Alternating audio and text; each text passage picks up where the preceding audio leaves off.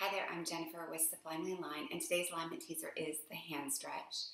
So our hands are really integral to our daily activities. However, they tend to get ignored.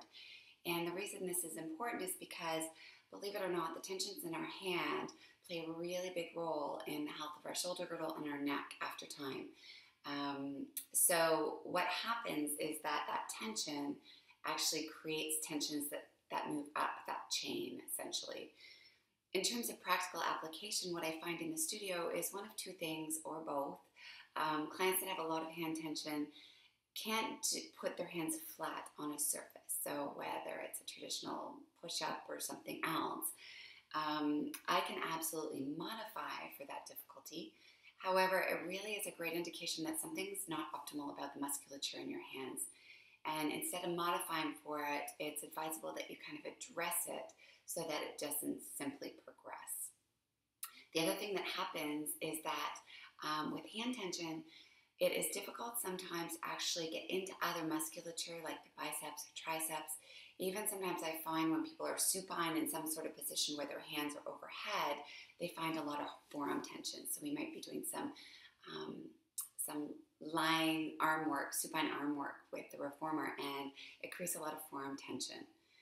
So this one is highly integratable into your day because it's pretty seamless. It's something you can do.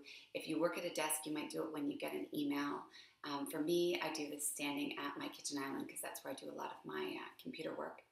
And all you need is a corner of a surface. So I'm going to use the reformer box today.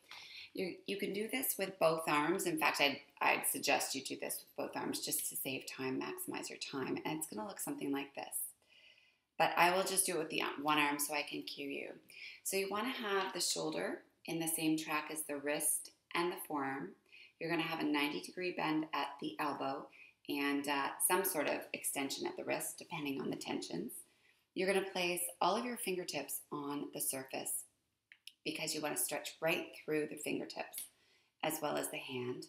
And then you're going to make sure you're extending the wrist. So you want to drop your elbow down a bit. Watch that it's not elevated, and then push the elbow forward. You can reach the thumb to the side, and you'll feel more stretch as well. You can see mine's kind of curling forward. And once you've done it with the alignment points in place, you can just change that. So you can vary it by widening your elbow. And I get a lot of stretch when my elbow's a little bit wider from my body. It's just important to start in the alignment points so that you're not missing any tension. And then to revisit it as well if you do add this piece in. You can do this one as long as you're using a stepwise approach to progress it as often as you can think of it. And I would recommend holding it for 60 to 90 seconds. So if this happens to help you reduce the tension in your shoulder girdle or neck, or if you find that it just helps you get into muscles a little bit easier, I'd love to hear from you. Good luck.